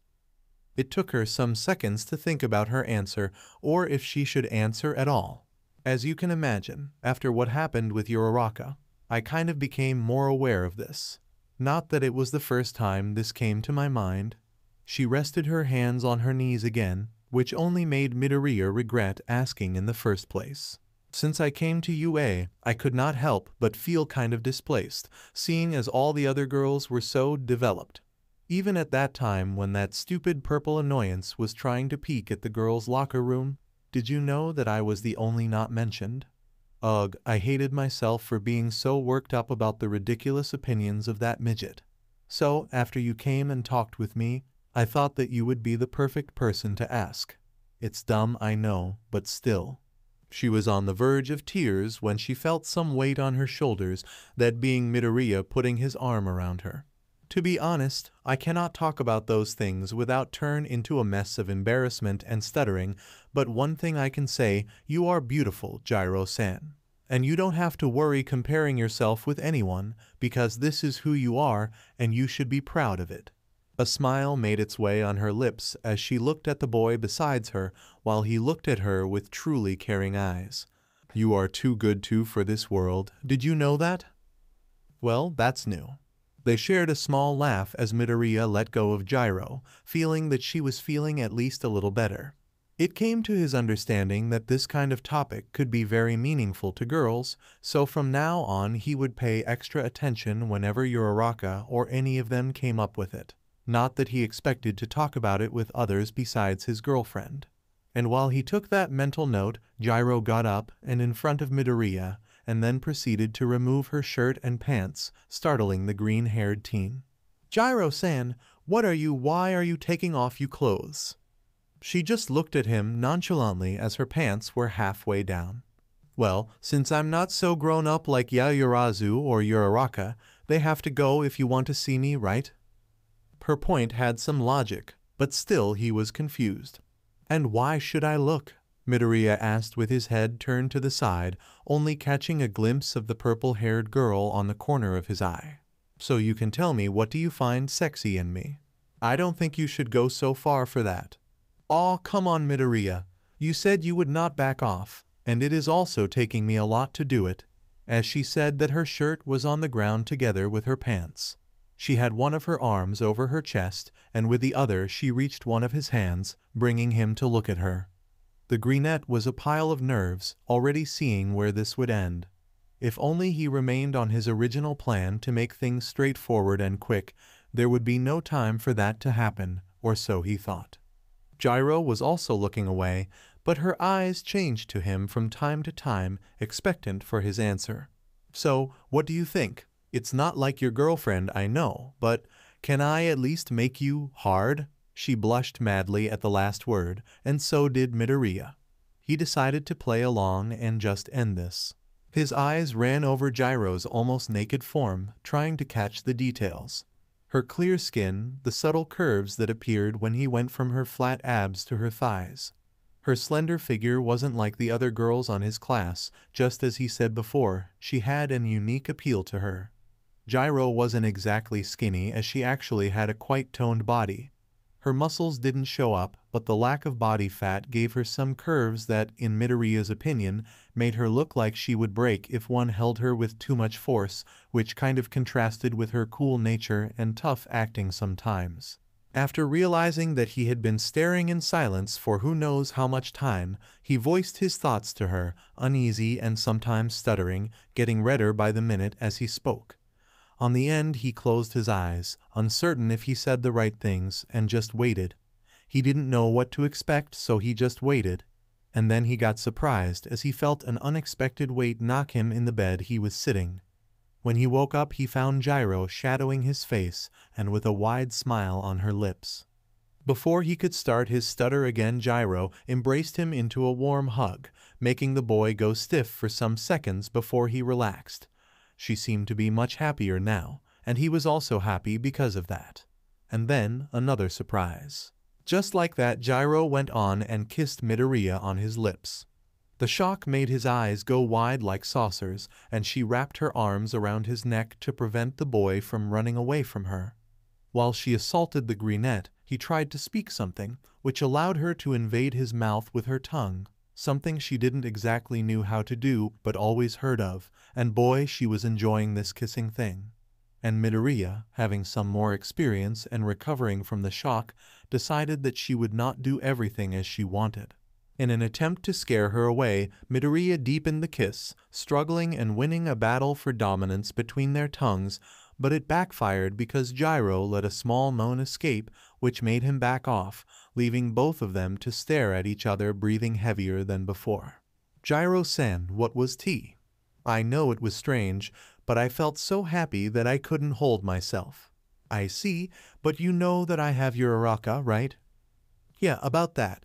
There's another thing I wanted to ask you. And that would be, he was really afraid of asking, and was almost certain that he would regret it.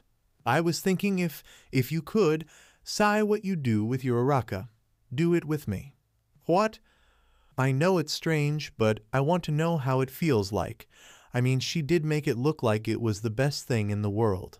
Midoriya, please, you can do it with Uraraka any time you want. Can't you make an exception for me? Just for tonight? Gyro-san, this is not how things work. Besides, the girls on the other dorms could hear, well, us. Oh, didn't you know? My room has been soundproofed. I have lots of instruments after all. Still, this is not right. I have a girlfriend, and this is the kind of thing that you do with, someone you really like. Okay, guess I like you that much then. Wait, are you serious? Why wouldn't I be?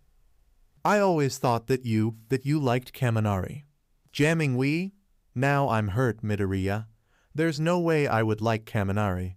Not that I hate him, but he's just too annoying. I thought that since you teased him so much then. Yeah, I get what you're saying. He's just that fun to tease, just that. So, are we free to go now? Gyro-san, it's the last thing I ask. Just for tonight.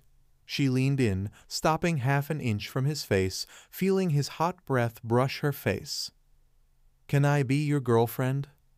She didn't let him actually speak because she kissed him again. Midoriya wanted to get out, but the moment he moved, Gyro held his wrists down on the bed, enjoying the kiss herself. She never felt like that, in so much agitation that her mind didn't work as usual, focusing only on the boy under her. She felt powerful that she managed to hold the great Midoriya Izuku in place. She felt kinda loved because of what he had said earlier. She felt, for the second time in her life, horny, and somehow proud of herself because she could feel the growing bulge under Midoriya's shorts, so she could turn him on. That was good, I guess, but Gyro wanted more. She wanted him all. Using her earphones skillfully, Gyro removed Midoriya's shirt while keeping him pinned down, and then took some time to look at his developed chest and toned abs, tracing a finger across his muscles, which made him shudder at her touch and blush, much to her delight. He had this adorable face while he tried to resist, even if it was becoming more and more clear to her that he was also enjoying it. She envied Uraraka for a moment because she had such a loyal boyfriend to herself. Next were his pants, making more visible the boner that Midoriya had. Daring to make another move, she moved one hand down there, running her fingers around his member, which only made him shudder even more. She, by trial and error, learned how to tease the boy under her, gaining more confidence to keep going further and removing his wear. And at that moment she got surprised by the length of the boy, looking at his face with a sultry smile on her lips and eyes full of lust. You're always full of surprises, Midoriya. Gyro-san, you should stop. Really, it won't end well. Oh, come on, Midoriya. We are already that intimate. Kyoka is fine for me. Can I call you Izuku then? Well, only my mom and Uraraka call me by my first name. Really? Well, I won't steal that from them, so I'll stick with Deku. You can still use my first name thought. Kyoka-san, this isn't right, you know that? Yes, but your little friend here is telling me otherwise. If you're like this, then you want to, right? That's not how it works. So I have to convince you. Well then, but I warn you that this is my first time, and there's no way I can be near Uraraka at this point, okay? What are you talking about, holy shit? Kyoka held Midoriya's member all of a sudden, and with some strength, so of course he got surprised. Don't move, okay? She glided down to his nether regions and took some time to look at his erect member before she reproduced what she had witnessed when Uraraka tied her upside down and with zero gravity on her body. She licked the tip of Midoriya's member, feeling a bit strange at first, but soon getting used and even enjoying it. When she put it on her mouth and sucked a bit, Midoriya couldn't hold back a moan from escaping, which only made Kyoka more excited. She alternated between licking his entire length up and down and sucking some of it while she jerked him of, making it very hard for Midoriya to restrain himself. Once again he found himself enjoying the situation too much. Why did things have to always end like that? Kyoka managed to get him on the edge, barely holding back. Midoriya could not guess if she knew was going to happen next, so he felt the need to warn her before it was too late. Kyoka-san, I'm about to. Is that so? Then show me what you've got. Increasing the speed of her hand, she looked fixed at his face, endeared with the cute faces Midoriya was doing. And if she remembered right, she had to pick up in the white stuff, like Uraraka did. Well then, here we go. She shoved her mouth on his member and sucked as fast as she could, moving her head in rhythm with her hand, until she felt a throbbing and saw some sparks flow from his body, and then the flood came. She wasn't prepared for the copious amounts of semen that Midoriya let out, which lead to some gagging and a lot of white stuff spilled. After recomposing herself, Kyoka looked at the green-haired teen laying on her bed, his arms wide open and his chest going up and down as he breathed heavily. Midoriya just gave up. Kyoka got what she wanted as he once again was unable to stop a crazy girl from having her ways with him. Lucky enough, it would only be for tonight. Midoriya got brought back from his thoughts as he felt some shifting in the bed, and that was Kyoka crawling back on top of him. She stood over him and her eyes never left his. So, I made you came. Can I get my reward now? What are you talking about? Isn't that how you two do?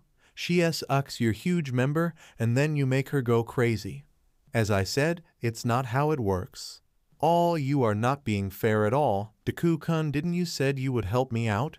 I feel so hot right now, Kyoka said as she unclipped her clothes, throwing them somewhere near her other clothes. So you want me to do what I do with Uraraka? That's it? Well, you can always surprise me. Then turn around.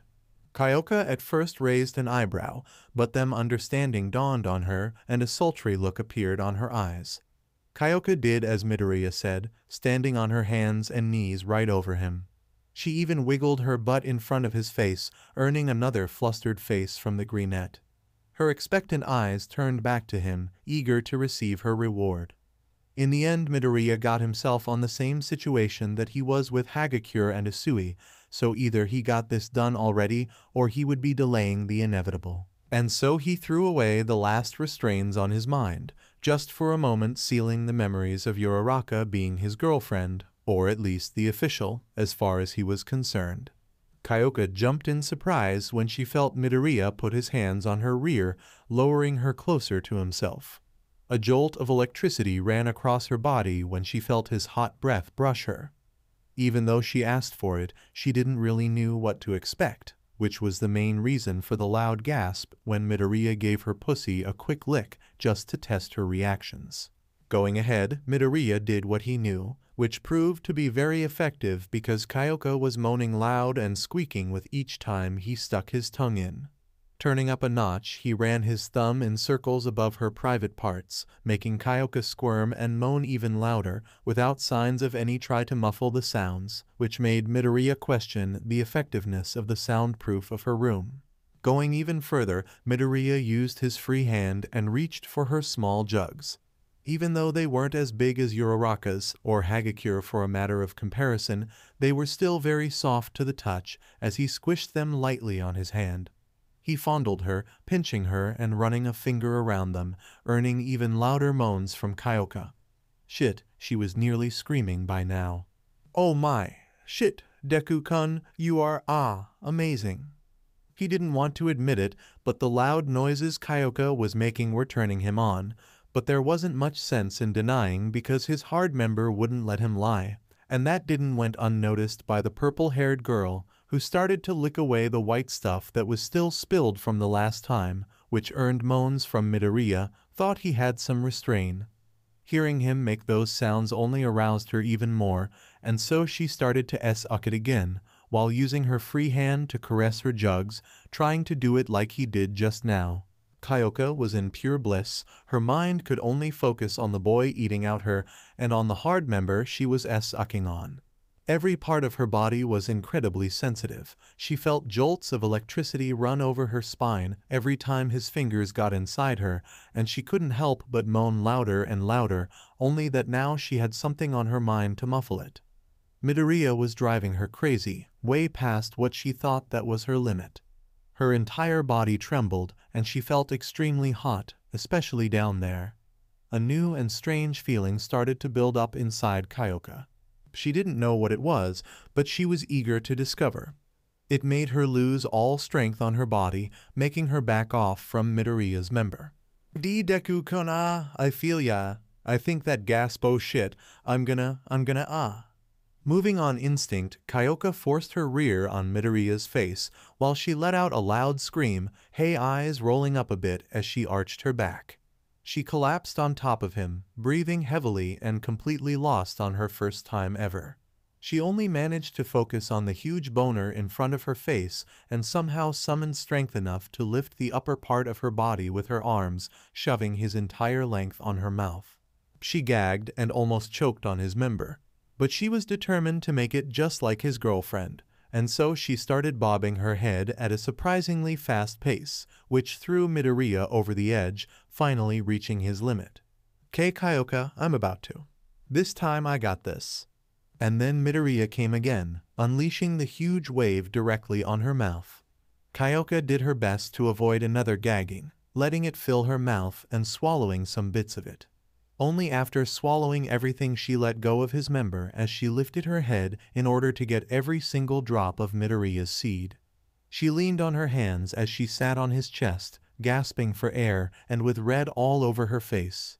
She turned around to look at the greenette under her, opening her mouth and sticking her tongue out in a seductive way. Midoriya then saw as she gave him a thumbs up while she held a wide grin on her face as if she was saying victory of something like that. After that she turned around, sitting on his lap, running her hands around his chest, abs and arms, feeling the hardened muscles, fruit of his hard work. She was practically eating him with her eyes. After cauterizing this image of Midoriya on her memories, Kyoka let herself fall on top of him and snuggled on his chest. She felt tired, she felt wonderful, and for the first time in her life she felt love. Love towards this stunning boy at the reach of her arms. Even though she knew Midoriya would stick with his girlfriend, no matter what, she felt happy that at least she could put up some competition with the gravity girl when it came to have his attention. Deku-kun. What? I love you. Too soon? No, it's just, this is something very meaningful to say to someone. I know, I really mean it. Kyoka-san, we just had this, moment. How can you be so sure? I don't know, maybe you have a natural charm. That's hardly a good reason. Yeah, you're right. But you are just that endearing once I got to know you better. I guess I should thank Uraraka for knocking me out and tying me up. It opened my eyes. Something is very wrong in that sentence. She let out a small laugh. Probably. But it doesn't change the fact that I love you. Don't worry, I won't try to steal you from Uraraka. But you have to know that I'll miss being this close to you. After some more time just hugging him, Gyro finally let Midoriya go, who then had to sneak into his room without coming across anyone. and from there he went to the bathroom, taking a cold shower to wash away some of his unstable state. And by midnight the brunette was lying on his bed, staring at the ceiling and running again the events that happened from the night Uraraka sneaked up into his room to the present moment. Somewhere in that meantime, Midoriya knew he made a really bad mistake. He repeated to himself, trying both to discover whatever it was and convince himself of it. On other rooms, specifically of the girls, hot passionate dreams awaited for at least 4 of them. Thank you for joining us on this incredible journey through What If Everyone Gets Obsessed with Deku and Had Harem. I hope you liked this video. A big shout out to guy number 23 for crafting such a compelling story. Don't forget to check out their profile on fanfiction.net for more amazing works. The link is in the description below. If you liked this video, please give it a thumbs up, share it with your friends, and don't forget to subscribe to What If Deku 2 for more fascinating explorations into the world of fanfiction and fantasy.